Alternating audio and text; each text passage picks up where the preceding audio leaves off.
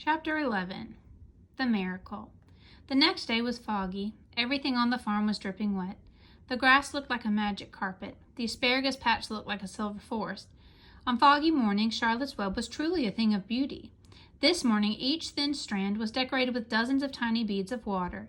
The web glistened in the light and made a pattern of loveliness and mystery like a delicate veil. Even Lurvy, who wasn't particularly interested in beauty, noticed the web when he came with the pig's breakfast. He noted how clearly it showed up, and he noted how big and carefully built it was. And then he took another look, and he saw something that made him set his pail down. There, in the center of the web, neatly woven in block letters, was a message. It said, "Some pig." Lurvy felt weak. He brushed his hand across his eyes and stared harder at Charlotte's Web. "I'm seeing things," he whispered. He dropped to his knees and uttered a short prayer. Then, forgetting all about Wilbur's breakfast, he walked back to the house and called Mr. Zuckerman. "I think you'd better come down to the pig pen," he said. "What's the trouble?" asked Mr. Zuckerman. "Anything wrong with the pig?" Not exactly," said Lurvy. "Come and see for yourself." The two men walked silently down to Wilbur's yard. Lurvy pointed to the spider's web. "Do you see what I see?" he asked. Zuckerman stared at the writing on the web. Then he murmured the words, "Some pig." Then he looked at Lurvy. Then they both began to tremble. Charlotte, sleepy after her night's exertions, smiled as she watched. Wilbur came and stood directly under the web. "Some pig," muttered Lurvy in a low voice. "Some pig," whispered Mr. Zuckerman. They stared and stared for a long time at Wilbur. Then they stared at Charlotte. "You don't suppose that the spider—" began Mr. Zuckerman, but he shook his head and didn't finish the sentence. Instead, he walked solemnly back up to the house and spoke to his wife. "Edith, something has happened," he said in a weak voice. He went into the living room and sat down, and Mrs. Zuckerman followed. "I've got something to tell you, Edith," he said. "You better sit down." Mrs. Zuckerman sank into a chair. She looked pale and frightened. "Edith," he said, trying to keep his voice steady, "I think you had best be told that we have a very unusual pig." A look of complete bewilderment came over Mrs. Zuckerman's face. "Homer Zuckerman, what in the world are you talking about?" she said. "This is a very serious thing, Edith," he replied. "Our pig is completely out of the ordinary." "What's unusual about the pig?" asked Mrs. Zuckerman, who was beginning to recover from her scare.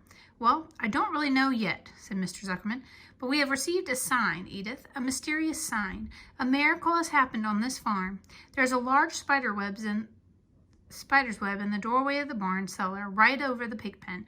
And when Lurvy went to feed the pig this morning, he noticed the web because it was foggy.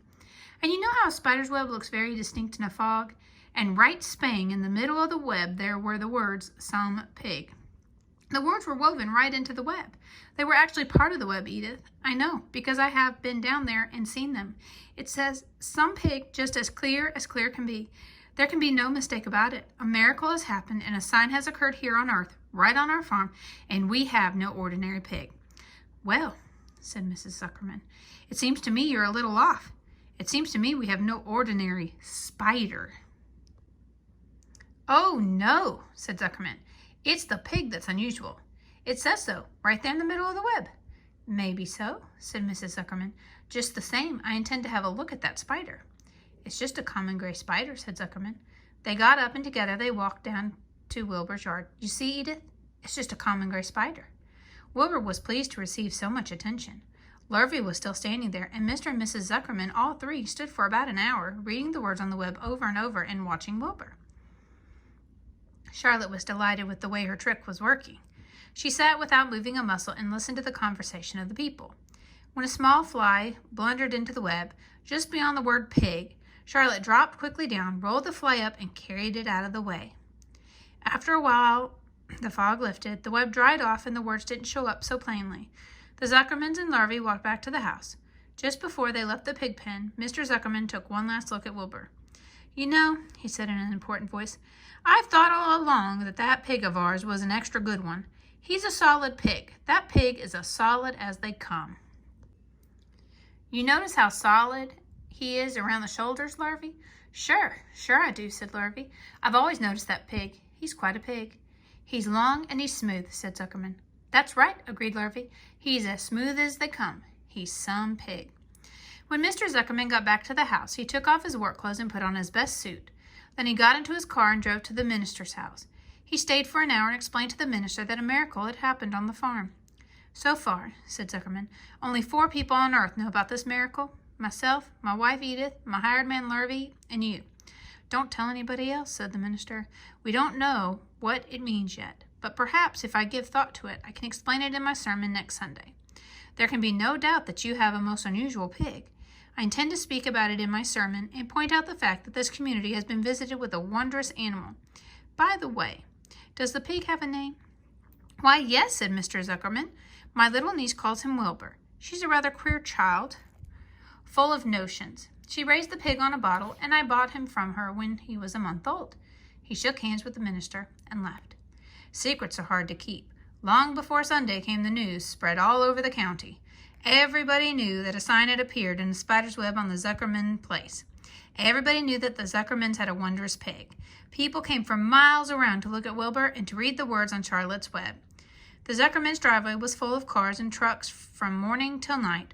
Fords and Chevys and Buick Roadmasters and GMC pickups and Plymouths and Studebakers and Packards and DeSotos with gyromatic transmissions and Oldsmobiles with rocket engines and Jeep station wagons and Pontiacs. The news of the wonderful pig spread clear up into the hills, and farmers came rattling down in buggies and buckboards to stand hour after hour at Wilbur's pen admiring the miraculous animal. All said they had never seen such a pig before in their lives. When Fern told her mother that Avery had tried to hit the Zuckerman spider with a stick, Mrs. Arable was so shocked that she sent Avery to bed without any supper as punishment.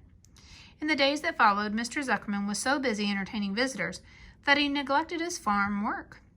He wore his good clothes all the time now, got right into them when he got up in the morning. Mrs. Zuckerman prepared special meals for Wilbur.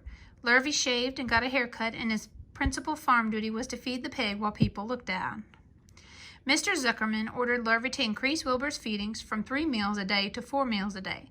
The Zuckermans were so busy with visitors they forgot about other things on the farm. The blackberries got ripe, and Mrs. Zuckerman failed to put up any blackberry jam. The corn needed hoeing, and Lurvy didn't find time to hoe it.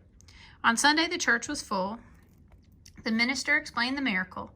He said that the words on the spider's web proved that human beings must always be on the watch for the coming of wonders. All in all, the Zuckerman's pig pen was the center of attraction.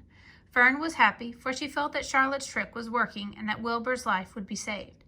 But she found that the barn was not nearly as pleasant. Too many people. She liked it better when she could be all alone with her friends, the animals.